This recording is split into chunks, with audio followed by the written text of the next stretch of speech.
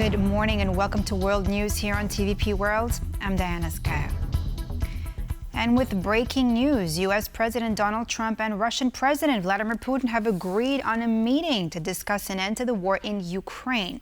The talks will take place on Friday, August 15 in Alaska, the United States closest to the U.S. state closest to Russia.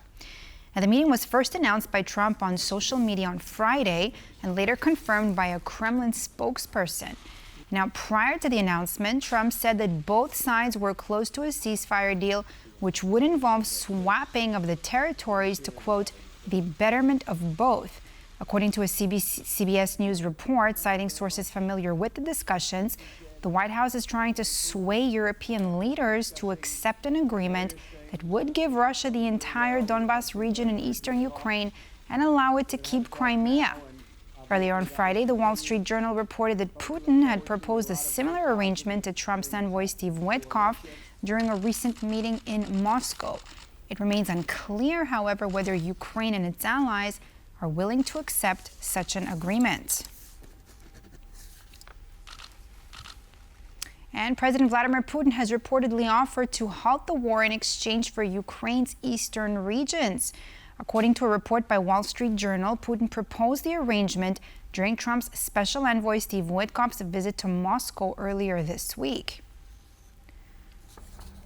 Now, according to the Wall Street Journal, Putin told Witkoff that Russia would agree to a ceasefire if Kyiv withdrew its forces from Donetsk, giving Moscow full control of that territory and Luhansk as well, and Crimea. Putin's proposal is reportedly divided into two phases. The first would entail the Ukrainian forces withdrawing from Donetsk and thus effectively freezing the front line. And in the second phase, Trump and Putin would agree on a final peace plan, which would then be negotiated with Ukrainian President Volodymyr Zelensky. According to a Friday report by Bloomberg, Russian and U.S. officials are already working on a territorial agreement that would freeze the conflict and lay the groundworks for a ceasefire deal. Russia's sudden openness to peace negotiations with Washington after months of stalling has raised eyebrows around the world, including those of Finnish Foreign Minister Elina Valtonen. In an interview with TVP World, Valtonen said she doesn't trust Russia to keep its word when it comes to agreements that require concessions. Let's listen in. Unfortunately, I'm not very optimistic because I haven't seen any concessions on the part of Russia. And even if there were, then it will be very difficult to trust any paper that Vladimir Putin has signed. We have seen that he has been happy and keen to violate against any rule or any agreement that he has been drafting himself. So I wouldn't be in that regard too optimistic. But at the same time, of course, we have to applaud any progress if there was any. But also we have to be extremely cautious because I'm pretty sure that Russia wants to engage in peace talks now and perhaps prolong them for the time being, especially if it does hinder the United States from putting stronger sanctions on Russia.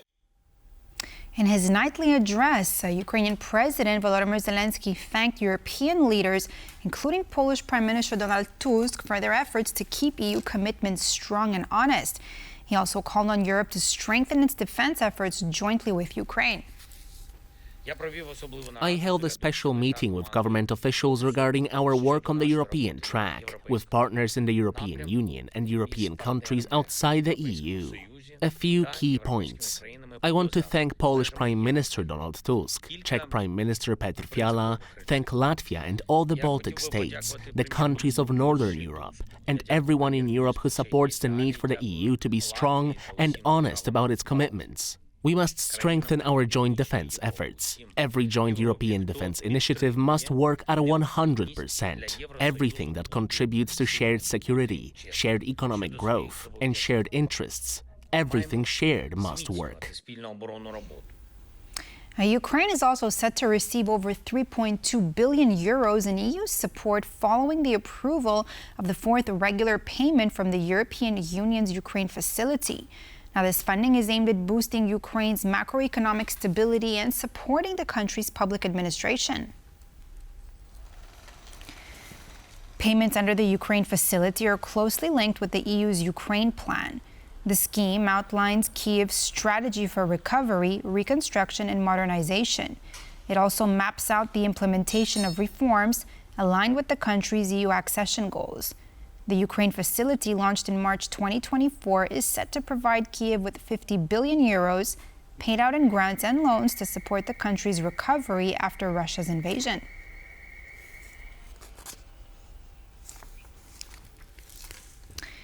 Russia has taken another unforgivable step in terrorizing Ukrainian society.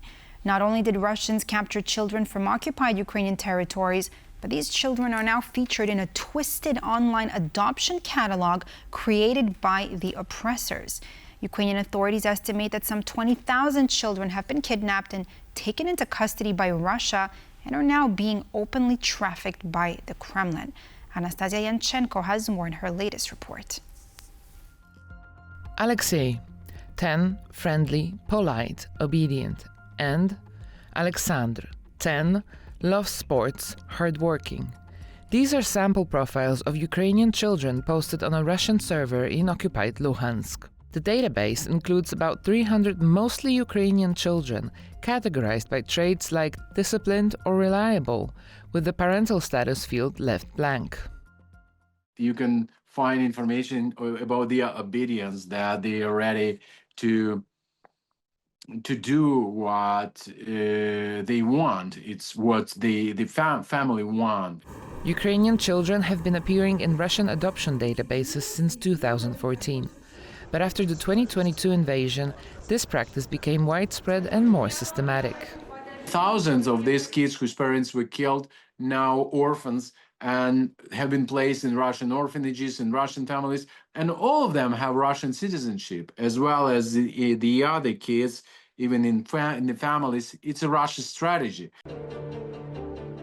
According to the testimonies of returned children, Moscow sends the abductees to re-education camps where they are forced to learn Russian culture and history in an effort to erase their Ukrainian roots. These actions have a harmful impact on the children's mental health.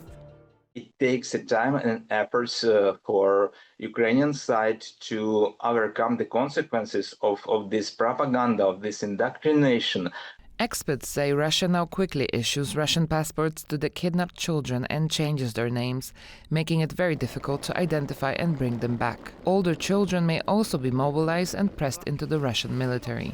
Russia recruits and mobilizes the new generation of Ukrainians and use it as a, let's say, meat in the front, in the military actions. It's a kind of, let's say, double crime. Ukrainian officials say that at least 20,000 children have been deported during the 10 years of war. Only about 1,350 have been returned, mostly with the help of third parties like the Vatican or the United Arab Emirates. But the real number of abducted children is likely to be much higher. Earlier this month, Ukraine's military intelligence said it had hacked the servers of the Russian-controlled government in Crimea and found thousands of new records with names, addresses, and new Russian guardians assigned to the abductees. Thousands of files with valuable evidence of one of Russia's biggest war crimes, the abduction of Ukrainian children, have been handed over to law enforcement. This information will help return the children and punish those responsible. During the second round of the peace talks between Russia and Ukraine in Istanbul, Kyiv handed Moscow a list of 339 forcibly deported children demanding their return. In March of 2023, the International Criminal Court in The Hague issued an arrest warrant after Vladimir Putin and Russia's Presidential Commissioner for Children's Rights, Maria Lvova-Belova, over the illegal deportation of Ukrainian children to Russia. This report for TVP World, Anastasia Yanchenko. Indian Prime Minister Narendra Modi said he had a phone conversation with his, quote, friend, Russian President Vladimir Putin. The Indian Prime Minister added that Putin shared with him the latest developments on talks about Ukraine. Had a very good and detailed conversation with my friend, President Putin. I thanked him for sharing the latest developments on Ukraine. We also reviewed the progress in our bilateral agenda and reaffirmed our commitment to further deepen the India-Russia special and privileged strategic partnership. I look forward to hosting President Putin in India later this year. On Friday, the leaders of Armenia and Azerbaijan signed a joint declaration for peace and bilateral economic agreements with Washington in a ceremony hosted by U.S. President Donald Trump at the White House. Armenia's Prime Minister Nikol Pashinyan and Azerbaijani President Ilham Aliyev signed the, quote, peace roadmap, joint declaration alongside Trump, possibly ending decades of conflict between the two nations over Nagorno-Karabakh. A transportation corridor between the two countries would be created to connect Azerbaijan to its Nakhichevan exclave located west of southern Armenia and that is found in Armenia proper, known as the Zangezur corridor. The U.S. will have leasing rights for private companies to develop that new transit corridor. And following the signing of the peace deal in Washington, both Aliyev and Pashinyan are expected to nominate Trump for the Nobel Peace Prize. Which is a special transit area that will allow Berlin is halting all military exports to Israel. It could be used in Gaza. The decision comes after Israeli authorities approved a plan to occupy Gaza City. Now, Germany has been a longtime supplier of arms to Israel, but on Friday, Chancellor Friedrich Merz released a statement saying these weapons deliveries were being cut off indefinitely. Merz said that Israel's current operations in Gaza doesn't seem focused on rescuing hostages nor preventing civilian casualties.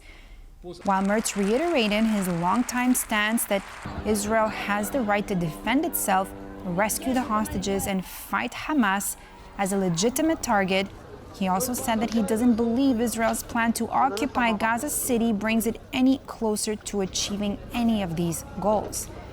Germany will, however, continue arms sales to Israel as long as they're used for maintaining general security or defend from external attacks.